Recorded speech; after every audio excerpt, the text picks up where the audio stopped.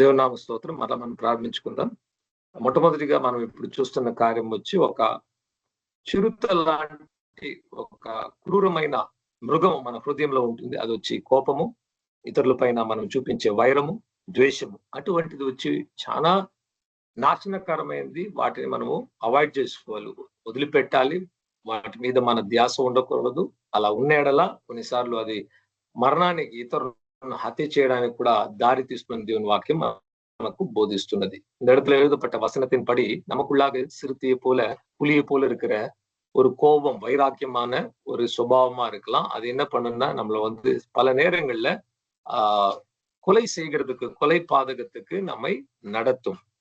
యేసయ్య చెప్పాడు, మీరు మీ పొరుగు వారిని మీ వలె ప్రేమించండి. మార్కు సువార్త 12:31 చెప్పినాడు. ஆண்டவராக இயேசு சொல்லி இருக்கிறார், நீங்கள் உங்களுடைய பிறரை வந்து நீங்க உங்களை நேசிக்கிறது போல நேசிங்க என்று మార్కు 12:31 కూడా ఆండవరాగ యేసు நமக்கு சொல்லியிருக்கிறார். నెక్స్ట్ మనం అక్కడ చూసింది వచ్చి మన హృదయంలో ఎటువంటి ఉంటుందంటే పాము దేన్ని చూపిస్తుంది? పాము వచ్చి ఇతరుల మీద ఉన్న మరి జెలసీ. ఓకే, ఇతరుల మీద మనం వచ్చి చూసి ఇతరుల మీద పగ, ఇతరుల మీద వచ్చి వాళ్ళు బాగున్నారే అన్న ఒక తాపత్రయం, అటువంటి తాపత్రయం కలిగిన వాడుగానే సాతాను నాకు దొరకని ఆ దేవునితో ఉన్న సంబంధము, ఆ ఐక్యము నీకు దొరకకూడదు. అందుకేం చేశాడు? దేవుడిని మనిషిని విడగొట్టడానికి అసూయను తీసుకొచ్చి వాళ్ళ హృదయంలో వెత్తి దేవుని వీరిని కూడా దూరం చేసేసాడు. பாருங்க, இந்த பாம்பு எதை குறிக்கிறது என்றால் பொறாமை, போட்டி, விரோதம் அதை குறிக்கிறது. பிசாசு மனிதர்கள் தேவனோடு ஐக்கியமா இருக்கிறது அவனுக்கு பிடிக்கல. எனக்கு கிடைக்காத சந்தோஷம் உனக்கு கிடைக்க கூடாது என்று சொல்லி என்ன பண்ணா அவங்கள வந்து కెడుతూ పెట్టాం. ఈరోజు అనేకులు ఇతర కుటుంబాలను చెడుపుతున్నారు. ఎందుకంటే మా కుటుంబంలో సంతోషం లేదు కనుక వీళ్ళ కుటుంబంలో కూడా సంతోషం ఉండకూడదనేసి గొడవలు పెట్టడము. ఆ అసూయ వల్ల కుటుంబాలు చెడిపోతుంది. அசூய வல்ல ஹத்யలు ஜరుగుతున్నాయి. இன்றைக்கு பாருங்க, அநேகர் வந்து என்ன பண்ணுகிறாங்க, அவங்களுடைய குடும்பம் வாழ்க்கை சரியில்லை என்று சொன்ன உடனே மற்றவங்களுடைய குடும்பத்தையும் கெடுக்கவும் అழிக்கவும் క్రియ செய்கிறாங்க. అసూయ అనేది చాలా భయంకరమైనదండి. ఎటువంటిదంటే మన ఎముకల్ని తినేస్తుంది. అంతగా అటువంటి ఒక స్వభావం మనలో వచ్చినప్పుడు ఏమవుతుందంటే మనలో నెమ్మది కలగదు. ఇతరులకు హాని చేయాలన్న మనసు ఎక్కువ ఉంటుంది. இந்த பொறாமை என்பது நமக்குள்ள வந்துருச்சுன்னா மற்றவங்களுக்கு தீமை செய்யணும் என்றுதான் நம்மளுடைய మనసుல எப்பவுமே இருக்கும். క్రైస్తవులు మరి సేవకులు, దేవుని సేవ చేసే వాళ్ళు కూడా ఇటువంటి అసూయలు పడిపోతున్నారన్నమాట. నాకంటే ఎక్కువ దేవుడు మరొక సహోదరును, మరొక సేవను ఎక్కువ వాడుకుంటుంటే వారి మీద మనకు వచ్చి అసూయ వల్ల పలు విధమైన చెడు మాటలు వారి మీద చెప్పి వారితో పోటీపడి వారితో యుద్ధము చేసి ఆ సేవను ఎలాగైనా కిందికి దింపాలన్న మనసుతో ఒకరి మీద ఈరోజు క్రైస్తవ సమాజాన్ని మీరు చూసినట్టు కూడా కొట్టుకుంటున్నారనమాట. ఎందుకు కొట్టుకుంటున్నారు? ఈ ప్రజలు నా యొద్దకే రావాలి, మాకే ఆ కానుకలు రావాలి, మేమే ఎదగాలి, మేమే గొప్పగా ఉండాలన్నట్లు ఒకరి మీద ఒకరు దాడి చేసి కొట్టుకుంటూ, ఇవన్నీ ఏ క్రియ అంటే సాతాను క్రియ. అసూయ అనేది దేవునిలో లేదనమాట. దేవుడు ఎప్పుడు தனக்கண்டே இத்தொரு பாகுண்டாலும் அனுப்புனே ఒక మనసు కలిగిన వాడు. தேவன் எப்பவுமே பாருங்க, அவரை விட மற்றவங்க நன்மையாக இருக்க வேண்டும், நன்றாக இருக்க வேண்டும் என்றுதான் நினைப்பார். கிறிஸ்தவர்கள் உலகத்திலும் கூட கிறிஸ்தவ ஊழியக்காரர் கூட இன்றைக்கு பொறாமையின் நிமித்தமாக ஒருத்தரோட போட்டி போட்டு, ஒரு ஊழியத்தோட ஒரு போட்டி போட்டு அந்த மக்களை என் பக்கமாக இழுத்து கொள்ள வேண்டும் என்று పోటీ పోటీ చేయగరారు. దానికి బదులుగా దేవుని వాక్యం చెప్తుంది, దేవుని సేవకులుగా, దేవుని బిడ్డలుగా మన హృదయంలో పరిశుద్ధాత్మ దేవుని ప్రేమను కుమ్మరిస్తున్నాడు. అటువంటి ప్రేమతో నిండాలని రోమియో రాసిన పత్రిక 5వ అధ్యాయము 5వ వాక్యము సెలవిస్తున్నది. அதற்கு பதிலாக கிறிஸ்தவர்களாக இருக்கிற நாம் தேவனுடைய அன்பை பரிசுத்த ஆவியின் மூலமாக பெற வேண்டும் என்று ரோமர் 5వ అధ్యాయం 5వ వచనத்துல சொல்லிருக்கு. నెక్స్ట్ మనం చూడబోయే సాదృశ్యం ఏంటంటే ఒక కప్ప వచ్చి దేన్ని మాట్లాడుతుందంటే చిన్న గ్రీడినెస్ అంటే నాకు ఇక చాలు అని లేకుండా అతి ఆశ, కోరికలు చాలా ఎక్కువ అన్నమాట. అదే విధంగా అది ధనం మీద ఉన్న ఒక ప్రేమను కూడా చూపిస్తుంది. ఓకే. డబ్బులను ప్రేమించడము, సంపదను ప్రేమించడము ఆపద. 1 తిమోతి 6 అధ్యాయం 10 వాక్యం చెప్తుంది. అటువంటి వారు ధనాపేక్ష కలిగిన వారు విగ్రహారాధికులు. వారు విశ్వాసాన్ని కోల్పోతారని కూడా రాయబడింది. అటువంటి వారుగా ఉండకండి. ప్రతి కీడుకు మూల కారణం ఏంటంటే లవ్ ఆఫ్ మనీ. డబ్బులను ప్రేమించడమే కారణము. ఈరోజు జరిగే ప్రతి అక్రమ క్రియలకు మన సమాజంలో జరగడానికి కారణం ఏంటంటే చివరిగా దాన్ని మనం బాయిల్ చేసుకుంటూ వెళ్తే చివరిగా వచ్చి డబ్బులు పొందుకోవడానికే హత్యలు చేస్తున్నారు. మరి ఏదైనా ఏ తప్పుడు పనైనా చేయడానికి ఎటువంటి రాంగ్ బిజినెస్ ఒక డ్రగ్ మాఫియా అయి ఉండొచ్చు. లేకపోతే ఒకరిని ఇక్కడి నుండి అక్కడ తీసుకెళ్లడం ఉండొచ్చు. హ్యూమన్ ట్రాఫికింగ్ అయి ఉండొచ్చు. ఇవన్నీ ఎందుకు చేస్తున్నారంటే చివరిగా వచ్చి డబ్బులు పొందుకోవడానికి. ఈ సమీప కాలంలో నాతో వర్క్ చేసే వాళ్ళన్నమాట. వాళ్ళ భర్త గారు వచ్చి క్రైస్ట్ యూనివర్సిటీలో వర్క్ చేస్తారు. అక్కడ జరిగిన ఒక సంఘటన నిన్న దినం వాళ్ళు ఆఫీస్‌లో పంచుకున్నారన్నమాట. ఏం జరిగిందంటే ఒక అబ్బాయి చదువుకుంటున్న అబ్బాయి క్రైస్ట్ కాలేజీలో పీయూసీ చదువుకుంటున్నాడు. 16, 15 ఏండ్లు ఉండొచ్చు. ఆ అబ్బాయిని ఎవరో వచ్చి తీసుకెళ్ళిపోయారంట. తీసుకెళ్ళి కిడ్నాప్ చేసేసి వాళ్ళ తల్లిదండ్రులకు కాల్ చేసి 5,00,000 ఇవ్వండి. 5,00,000 ఇస్తే మీ అబ్బాయిని వదిలిపెడతాం లేకపోతే చంపేస్తామని చెప్పారంట. మరి వీళ్ళు కూడా ఇలా బెదిరిస్తున్నారు కదా అనేసి పోలీస్ కంప్లెయింట్ ఇచ్చి అలా వెతకడానికి మొదలుపెట్టారు. 2 రోజులుగా కనబడలేదు. మూడో రోజు శవంగా తిరిగొచ్చాడు అబ్బాయి. చంపేశారండి. 5,00,000 డబ్బు ఇవ్వలేదన్న కోపంతో చంపేశారు. చివరికి పోలీసు వాళ్ళు ఆ కేసును లోపలెళ్లి చూసినప్పుడు ఏం జరిగిందంటే, వాళ్ళ ఇంట్లో పనిచేసే ఆ డ్రైవరే బయటున్న వాళ్ళకు దుర్మార్గులకు ఇలా డబ్బులు తీసుకోండి అనేసి చెప్పడం ద్వారా డ్రగ్ మాఫియా, డ్రగ్ అంటే ఈ డ్రగ్ తీసుకుంటారు కదా! అలా తీసుకునే వాళ్ళకు డబ్బులు ఒక రూ. 10,000 డ్రగ్ తీసుకోవచ్చు అనుకున్నప్పుడు, ఈ ఈ అమ్మాయిని చంపేసేయంటే వాళ్ళు చంపేస్తారు. వాళ్ళ డబ్బు ఆ మనీ అన్నమాట. సో, ఆ కారణం బట్టి ఇలా చేసేసాడు అని కూడా వాళ్ళ తల్లిదండ్రులు ఒక అబ్బాయిని కోల్పోయారు. డబ్బుల మీద ఉన్న ప్రేమ వల్ల ఇటువంటి హత్యలు కూడా జరుగుతాయి. தவளை எதை குறிக்கிறது என்றால் பெரு ஆசை, பேராசையை குறிக்கிறது, பண ஆசையை குறிக்கிறது. பண ஆசையே எல்லா தீங்குக்கு வேறு என்று 1 திமோத்தி 6:10 சொல்லப்பட்டிருக்கிறது. சமீப நாட்கள்ல இப்போ வந்து கிரைஸ்ட் யூனிவர்சிட்டில படிக்கிற ஒரு வாலிப பையன், அவன் வந்து ஒரு பியூசி படிக்கிற பையனை அவங்க கடத்தி கொண்டு போய் அவங்க வீட்டுல இருக்கிற டிரைவரே அந்த உடந்தியாக இருந்து சில ட்ரக் அடிக்ட்ஸ்க்கு அந்த பையனை ஒப்பு கொடுத்து அவங்க 5,00,000 எங்களுக்கு நீங்க கொடுக்கணும் என்று சொல்லி அப்பா அம்மாவை மிரட்டி இருக்கிறாங்க. இவங்க போலீஸ் கம்ப்ளைண்ட் கொடுத்து தேட முயற்சி பண்ணுகிற அந்த 2 நாட்களுக்குள்ளாக பணத்தை கொடுக்கல என்கிற கோவத்தினால அந்த பிள்ளைய கொலை செய்து அந்த சடலத்தை கொண்டு வந்து போட்டிருக்கிறாங்க. இப்போ இன்றைக்கு அந்த பிள்ளை அந்த அந்த அந்த மகன் அவங்க இழந்துட்டாங்க. కారణం என்ன? పణ ఆశை. కాంగోలో కొన్ని కప్పలు ఉంటుందంట. ఆ కప్పలు ఏం చేస్తాయంటే అక్కడ ఉన్న చీమలు, అక్కడ ఉన్న పురుగులను ఎక్కువగా తింటూ ఉంటుంది. వందల కొలది తినేస్తాయి. చివరికి ఎంత వరకు తింటుందంటే తినడం వల్ల కడుపు ఉబ్బిపోయి, కడుపు పగిలిపోయి చనిపోతుందంట. అంతగా తింటుందంట. అదే గ్రీడీనెస్, అతి ఆశ. காங்கோல சில தவளைகள் இருக்கிறது. தவளைகள் என்ன பண்ணும்? போய் சில பூச்சி எல்லாம் சாப்பிட்டு சாப்பிட்டு சாப்பிட்டு ஆயிரக்கணக்கா சாப்பிட்டு அதனுடைய வயிறு வெடிச்சு சாகுற வரைக்கும் இருக்குமா. అతి ఆశ కలిగిన వారు, డబ్బులాశ కలిగిన వారు ఎప్పుడు కూడా ఇతరులకు సహాయం చేయడానికి, పేదలకైనా సహాయం కావాల్సిన వారికి సహాయం చేయడానికి ఉండరనమాట. మంచి మార్గంలోనైనా, చెడు మార్గంలోనైనా డబ్బులు సంపాదించుకోవడమే వాళ్ళ முக்கியమైన கோலுగా ఉంటుంది. இப்படிப்பட்ட பொருளாசை உள்ளவங்க எப்படிப்பட்டவங்களா இருப்பாங்க? ஏழைகளுக்கு உதவி செய்ய மாட்டாங்க, தேவைப்பட்டவங்களுக்கு உதவி செய்ய மாட்டாங்க. ஆனா நீதியாகவோ, அநீதியாகவோ அவங்க வந்து உலகத்துல பொருள் சம்பாதிக்கும்படியாக பிரయత్నం செய்து கொண்டிருப்பாங்க. యేసే చెప్పాడు, మీ యొక్క ధనాన్ని, మీ యొక్క నిధిని ఈ లోకంలో చేర్చి పెట్టండి, సమకూర్చొద్దండి. సమకూరిస్తే దొంగలు దొంగలిస్తారని చెప్పారు. ஆண்டவராக இயேசு சொன்னார், இந்த உலகத்தில் நீங்கள் வந்து உங்களுடைய பொருளை சேர்த்து வைக்காதீங்க. அப்படி சேர்த்து வைத்தால் திருடன் திருடிடுவான். యోషువ 7వ అధ్యాయంలో ఆచన్ అనే ఒక వ్యక్తి ఉన్నాడు. అతని కుటుంబము వారు వచ్చి బంగారాన్ని, వెండిని, బట్టలను వారు దోచుకోవడం వల్ల రాళ్ళు రువి చంపబడ్డారు. யோசுவா 7ஆம் அதிகாரத்தில் ஆச்சன் என்கிற ஒரு குடும்பத்தினர் வந்து பணத்தையும், பொருளையும், வெள்ளியும், பொன்னியும், உடைகளையும் அவங்க திருடுறதுனால அவங்க கொலை செய்ய பட்டாங்க.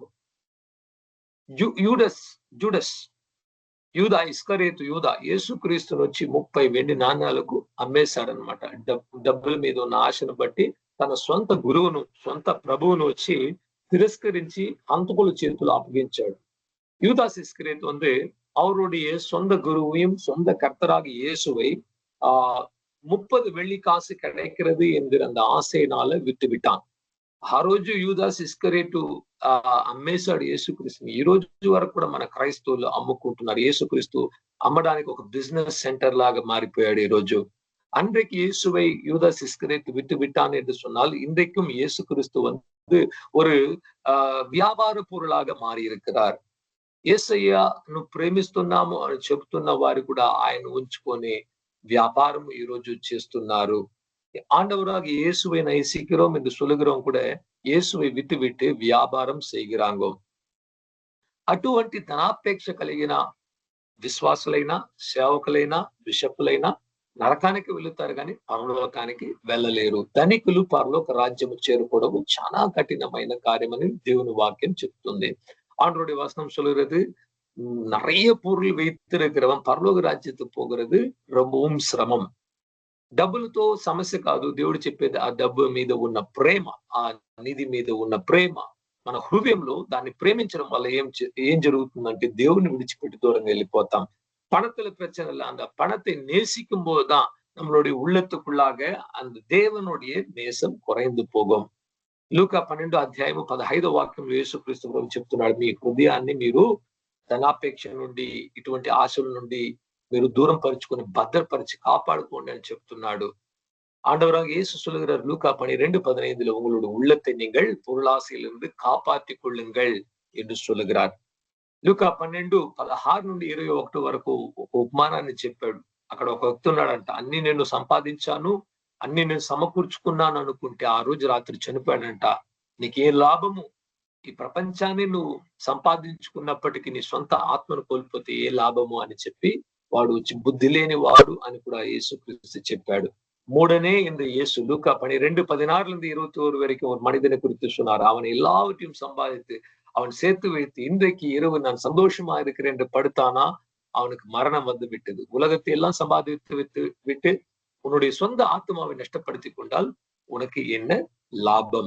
లూకా 12:22-34 వరకు చదువుకున్నప్పుడు అక్కడ యేసుక్రీస్తు ప్రభు చెప్తున్నాడు, మన హృదయం ఎక్కడ ఉంటుందంటే మనం ఎక్కడ ఏది దాచుకున్నాం విలువైంది అక్కడే ఉంటుందంట మన హృదయం. ఆ లూకా 12:22-34 வரைக்கும் ஆண்டவராக இயேசு சொல்லுகிறார், ஒரு மனுஷனுடைய உள்ளம் அவனுடைய பொருள் மேலதான் இருக்கும். அவன் எங்க அந்த பொருளை சேர்த்து வைக்கிறானோ அது மேலதான் இருக்கும் என்று కూడా சொல்லியிருக்கிறார். మరి ఆ పట్టణంలో మనం చూసాము, సాతాను మధ్యలో కూర్చున్నాడు ఒక పాపి యొక్క హృదయంలో. அந்த படத்துல பார்த்தோம், சாத்தான் வந்து அந்த பாவியோட இதயத்தில் உட்கார்ந்து இருக்கிறான். యోహాను సువార్త 8:44 వాక్యంలో యేసుక్రీస్తు సాతానుకు ఒక పేరు ఇచ్చాడు. ఆ పేరు ఏంటంటే అబద్ధాలకు తండ్రి అని ఇచ్చాడు అనమాట. யோவான் 8:44 ஆண்டவராக இயேசு பிசாசுக்கு ஒரு పేరు கொடுத்தாரு. அவனுடைய పేరు పొయ్యిన్ పిదా. మనల్ని పాపం చేయడానికి తోసేవాడు, పాపి యొక్క హృదయాన్ని ఏలుబడి చేసేవాడు అని కూడా మనకి పేర్లు ఉన్నాయి. పావத்துக்கு தூண்டி விடுகிறவன், பாவியோட இதயத்தையும் ஆளுகை செய்கிறவன் పిశాసు. ఒక చిన్న మనము చెప్పిన అబద్ధమైన పెద్ద అబద్ధమైన పాపము పాపమే. ఒక చిన్న పాపమైన పెద్ద పాపమైన పాపము పాపమే. பாருங்க, ஒரு சின்ன பாவம் பெரிய பாவம், சின்ன பொய் பெரிய பொய் எல்லாம் கிடையாது, எல்லாமே ஒன்றுதான். దేవుడు వచ్చి అబద్ధాన్ని ఆయన ఇష్టపడలేదు. ఆండవరు வந்து పొయ్యి విరుంబుகிறது கிடையாது. నేను హత్య చేయలేదని ఎవరు చెప్పలేమన్నమాట. ఇతరులను ద్వేషించి కోపించి వారి మీద మనము కసురుకుంటే మనం హత్య చేశామని దేవుని వాక్యము యేసుక్రీస్తు ప్రభు స్వయంగా మత్తయి 5 అధ్యాయంలో చెప్పాడు. ஆண்டவராக இயேசு சொல்லுகிறார், உன்னுடைய சகோதரன் நீ பகைத்து கோபம் கொண்டு தூஷித்தாலே நீ அவனை கொலை செய்திருக்கிற. அப்படின்னா நம்ம எல்லாமே కొலை செய்திருக்கிறோம். ఎవరు కూడా నేను వ్యభిచరించలేదు అని చెప్పలేమన్నమాట. యేసుక్రీస్తు ప్రభు మత్తయి సువార్త 5:28 వాక్యంలో చెప్పాడు, ఒక స్త్రీని ఒక పురుషుడిని నువ్వు చూసి నీ హృదయంలో మోహించినట్లా నువ్వు హృదయంలో విచ్చరించావు అని యేసుక్రీస్తు ప్రభు చెప్పాడు. నాకు తెలిసి ఎవరు కూడా ఈ భూమి మీద పుట్టిన వ్యక్తి చెప్పలేరు. మన హృదయ తలంపులు చాలా చెడుగా దేవుడు లేకుండా ఉంటే ఎంత క్రూరమైందంటే మనల్ని మనమే అసహించుకునే విధంగా, అసలు నేను మనిషినా మృగమా, ఎందుకు ఇటువంటి ఆలోచన వస్తున్నాయనేసి కూడా కుమిలిపోయే స్థితికి ஜருகுతుందన్నమాట. பாருங்க, நம்மளுடைய உள்ளத்துல இப்படிப்பட்ட எண்ணங்கள் யாருமே சொல்ல முடியாது. எனக்கு கெட்ட எண்ணங்கள் வரல என்று உலகத்துல பிறந்த எந்த ஒரு மனிதனும் நிச்சயமா சொல்ல முடியாது. எல்லோருக்குள்ளாகவும் வருகிறது. நம்மளுடைய சொந்த ஆலோசனைகளை தேவன் இல்லாம பார்க்கும்போது நமக்கு வெறுப்பு வருது. இவ்வளவு கேவலமான ஆலோசனைகள் வருது, இவ்வளவு தவறான ஆலோசனை வருது, நான் இவ்வளவு பெரிய பாவியா இருக்கிறேனே என்று சொல்லி நிச்சயமான ఉనర్వు இருக்கும். మన భారతదేశంలో కూడా స్వామి వివేకానంద అనేసి ఒక వ్యక్తి ఉన్నాడు. ఆయన వివాహం చేసుకోకుండా వారి మతాన్ని స్థాపించడానికి ఒక స్వామీజీ లాగా ఉంటూ వచ్చాడు. நம்மளுடைய இந்திய தேசத்துல கூட சுவாமி விவேகானந்தா என்று சொல்லி ஒருத்தர் அவருடைய மதத்தை பரப்பும்படியாக வாழ்ந்து வந்தார். அவர் எல்லா ఉలగ ఆశகளை విట్టుட்டு. కానీ ఆయన జీవిత చరిత్రలో ఏం చెప్తున్నాడంటే చెడు తలంపులు వచ్చేదంట ఆయనకు, చెడు కోరికలు, శారీరపు ఆశలు వచ్చేదంట. అటువంటి సమయంలో ఏం చేసేవాడంటే ఒక మంచి ఐరన్ చిన్న రాడ్ తీసుకొని దాన్ని అగ్నిలో కాల్చేసి తొడ దగ్గర పెట్టుకుని అలా పెడితే ఆ నొప్పి వల్ల ఆలోచనలు ఆ పుండు మారేంత వరకు రాదు అన్నట్లు తను తాను హింసించుకొని శరీరాన్ని హింసించుకున్నాడు. కానీ హృదయాన్ని మార్చుకోలేకపోయాడు. హృదయ మార్పు యేసుక్రీస్తు ప్రభు ఒక్కడే ఇవ్వగలడు. మన శరీరాన్ని కొట్టుకోవడం వల్ల, తిట్టుకోవడం వల్ల అసలు పాపం వెలదండి. விவேகானந்தர் அவருக்கு தவறான ஆலோசனைகள் வரும்போது ஒரு கம்பி எடுத்து நல்ல நெருப்புல சுட்டு அதை கொண்டு தொடை மேல வைத்துக் கொள்வாராம். அப்ப அந்த வேதனை வலியில அந்த ஆலோசனைகள் எல்லாம் కంట్రోల్లో వரும் என்று ఇది அந்த உள்ளத்தை శరీరத்தினால కంట్రోల్ పణ నిனைతారు. చూడండి, ఈ దేవుణ్ణి నమ్ముకొని వారంతా ఏం చేస్తారంటే వారు హృదయాన్ని మార్చుకోవడానికి శరీరాన్ని హింసిస్తుంటారు. దేవుని పద్ధతి అలా కాదు. దేవుడు హృదయాన్ని మార్చినప్పుడు మన శరీరాన్ని హింసించాల్సిన అక్కర్లేదు. శరీరం మారిపోతుంది, తలంపులు మారిపోతే, హృదయం మారిపోతే జీవితం మారిపోతుంది. இந்த மற்ற மதங்கள்ல இருக்கிறவங்க எல்லாம் பாருங்க, அவங்களுடைய சரீரத்தை ஒடுக்கிறதுனால, சரீரத்தை அடிக்கிறதுனால, சூலங்களை வைத்து குத்திக் கொள்வது, அப்படி எல்லாம் செய்கிறதுனால தான் அவங்களுடைய உள்ளத்தை மாற்ற நினைக்கிறாங்க. ஆனா ஆண்டவராக இயேசு நம்ம உள்ளத்தை மாற்றினால நம்ம எதையுமே செய்ய தேவையில்லை. మరి ఆ హృదయంలో ఒక నక్షత్రం కనబడింది. నక్షత్రం దేన్ని మాట్లాడుతుందంటే మనలో ఉన్న మనస్సాక్షి. దేవుడు ప్రతి ఒక్కరిలో ఒక మనస్సాక్షిని ఉంచాడనమాట. ఆ మనస్సాక్షి ఏం చేస్తుందంటే మనతో మాట్లాడుతూ ఉంటుంది. ఇది తప్పు, ఇది చెడు, ఇది చేయొచ్చు, ఇది చేయకూడదు అనేసి మనలో నుండి ప్రతి ఒక్కరిలో ఆ మనస్సాక్షి అనేది క్రియేట్ చేస్తుంటుంది. பாருங்க, நம்மளுடைய உள்ளத்துக்குள்ளாக அந்த நட்சத்திரத்தை போல காட்டப்பட்ட படத்துல காட்டப்பட்டது நம்மளுடைய மனசாட்சி குறிக்கிறது. ஒவ்வொரு மனிதனுக்குள்ளாகவும் ஒரு మనస్సాక్షి இருக்கிறது. మొట్టమొదటిసారి ఒక పాపాన్ని చేస్తున్నామంటే మన హృదయం చాలా దుఃఖం పడుతుంది.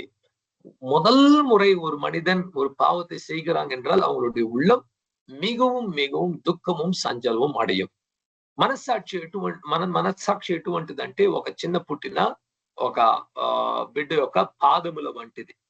ఆ పాదం ఎంత మృదువుగా ఉంటుందంటే అంత మృదువుగా ఉంటుంది. చిన్న రాయి తగిలిన, చిన్న ఒక ప్లాస్టిక్ తగిలిన ఏడుపు వచ్చేస్తుంది. అబ్బా నొప్పేస్తుంది అని చెప్తుంది ఒక చిన్న బాబు, చిన్న పాప ఉంటే. కానీ వ్యవసాయం చేసి 50 సంవత్సరాలు వ్యవసాయం చేసిన ఒక వ్యక్తి ఒక పాదములు చూసినట్లా చాలా మందంగా ఉంటుంది. అసలు ముళ్ళు గుచ్చుకుంటే, రాడు ఏదైనా ఒక చిన్న పిన్ను గుచ్చుకుంటే కూడా అదే ఇరిగిపోతుంది. కానీ వీళ్ళ కాళ్ళలో, వీళ్ళ పాదంలో అది దిగదనమాట. అటువంటిది గట్టిపడిన మనస్సాక్షి. பாருங்க, ஒரு மனசாட்சி ஒரு குழந்தையோடைய பாதத்தை போல சொல்லலாம். ஒரு சின்ன பிள்ளையோடைய பாதம் சின்ன கல்லு ஏதாவது ஒரு மண்ணு பட்டாலும் வலிக்கும். ஆனா நல்ல ஒரு உழைத்த ஒரு 50 வயது நிறைந்த ஒரு மனிதன் வயல்லாம் வேலை செய்கிறவருடைய பாதத்தை பார்த்தா ரொம்பவும் కఠినமாக இருக்கும். ஒரு ముళ్ళు కూడా ఉள்ள పోగాదు. అటువంటిదే మన మనస్సాక్షి. మనస్సాక్షి ఎప్పుడు మనల్ని చక్కటి మార్గంలో నడిపిస్తుందంటే అది మృదువుగా ఉన్నప్పుడు. ఒక్కసారి పాపం చేస్తే మన హృదయంలో గుచ్చపడతాం. రెండోసారి, మూడోసారి, నాలుగోసారి, ఐదోసారి అలా చేస్తూ సంవత్సరాలు చూస్తుంటే మనస్సాక్షి వృద్ధితనములు వెళ్ళి చనిపోతుందంట. మనస్సాక్షి చచ్చిన వారుగా ఉన్నారని 1 తిమోతి 4:1-2, హెబ్రీయులు 10:22 కూడా రాయబడి ఉన్నది. நம்ம ஒரு முறை பாவம் செய்யும்போது 2 முறை பாவம் செய்வது நம்மளுடைய மனசாட்சி நம்மை வாதிக்கும், நம்மை குற்றப்படுத்தும். நீ செய்யறது தவறு. ஆனா பல முறை செய்து நடக்கிறவங்களுக்கு என்ன நடக்கும் என்றால் அவங்களுடைய మనస్సాక్షిలో సూడుంటవர்களாக இருப்பார்கள். ఈ రోజు మన కల్చర్ తీసుకుంటే వివాహానికి ముందుగానే అబ్బాయిలైనా అమ్మాయిలైనా ఏం చేస్తున్నారు?